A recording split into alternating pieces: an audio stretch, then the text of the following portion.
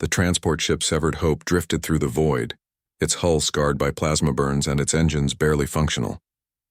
Inside, 237 souls huddled together in the cargo bay, their bioluminescent skin patterns dim with despair.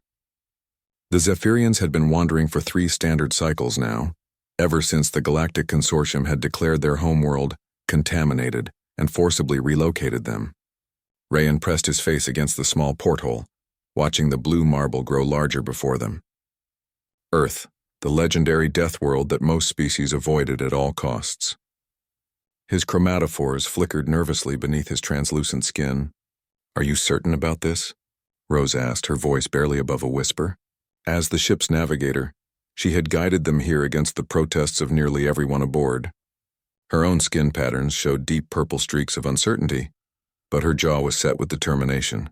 "The humans were the only ones who responded to our distress signal," Rayan replied, his hand finding hers. "Everyone else either ignored us or told us to keep moving." The communication panel crackled to life. "Zephyrian vessel, this is Houston Control. You are cleared for landing at Refugee Processing Facility 7. Medical teams are standing by." Rose's chromatophores flashed in surprise. No preliminary scans for diseases? No quarantine protocols? No demand for their cargo manifest or passenger registry? "Houston Control," she transmitted back. "We should inform you that our people have been classified as biologically hazardous by the consortium. We were exposed to—" "Ma'am," came the calm human voice, "we've reviewed the consortium's files. What they call contamination, our scientists call beneficial symbiosis. Your people aren't dangerous, you've been enhanced. Now let's get you folks down safely." The landing was gentler than any Rayan had experienced in cycles. As the ship settled onto the tarmac, he could see through the porthole that humans in simple protective suits were already approaching. Not the heavy containment gear the consortium had used, but light environmental suits that seemed more precautionary than fearful. The airlock hissed open and the first human stepped aboard. She removed her helmet, revealing kind brown eyes and graying hair. "I'm Dr. Sarah Chen, welcome to Earth. I know this hasn't been easy for you." Elder Corvash, the eldest among them, stepped forward. His aged chromatophores barely flickered as he spoke.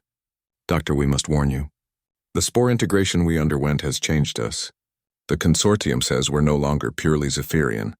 We're outcasts." Dr. Chen held up her hand gently. "Elder, with respect, the consortium has a very narrow definition of pure. What happened to your people? This symbiotic integration, it's remarkable. You've achieved biological harmony with an organism that grants you enhanced healing, improved longevity, and increased empathy. On Earth, we call that evolution." Over the following weeks, Rayan watched in amazement as the humans not only accepted the Zephyrians but celebrated them. The refugee facility was more like a welcoming center.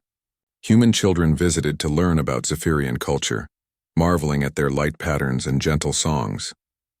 Scientists worked alongside Zephyrian biotechnicians, fascinated by their symbiotic enhancements rather than repulsed by them. Rose had been assigned to work with the human navigation teams, sharing Zephyrian stellar cartography techniques.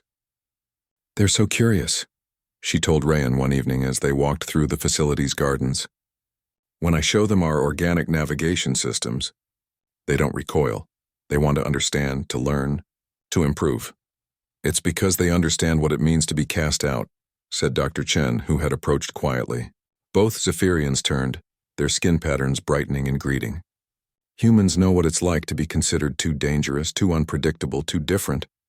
Most of the galaxy sees us as violent primitives from a death world. But we've learned that being different isn't something to cure, it's something to celebrate." Rayan's chromatophores pulsed with curiosity. "The other species really see you as dangerous?" Dr. Chen laughed. "Oh, absolutely. We're from a Class 12 death world with crushing gravity, violent weather, and aggressive wildlife. We're supposedly too emotional, too unpredictable. Sound familiar?" Rose's skin flickered with understanding. "The consortium said we were too emotionally volatile after the integration, that we couldn't be trusted in civilized space." "Exactly," Dr. Chen nodded. "They're afraid of anything that doesn't fit their narrow parameters. But here's what they don't understand. Adaptation isn't contamination. It's survival. It's growth. It's what makes us stronger." 3 months later, Ryan stood before the United Nations Assembly, his skin pattern steady and bright as he addressed the gathering of human delegates. "The Zephyrian people have voted," he announced, "and we would like to formally request to join the human collective as a member species." The applause was thunderous.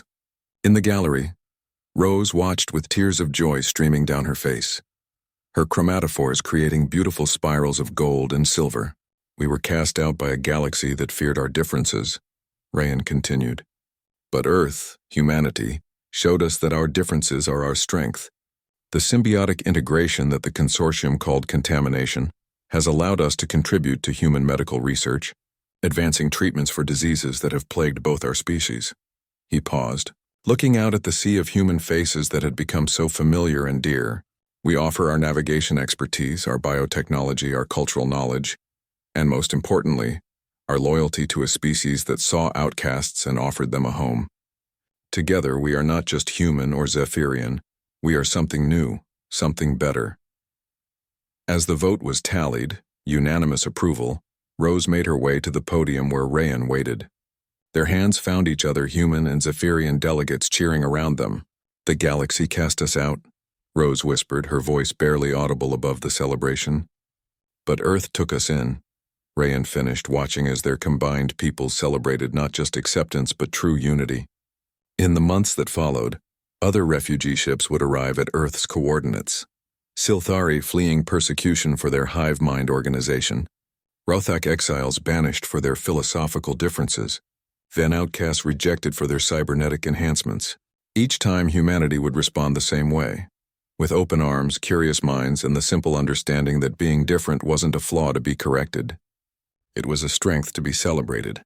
And in the vast conformist galaxy that had cast them all out, Earth became known as something the consortium had never imagined possible: home.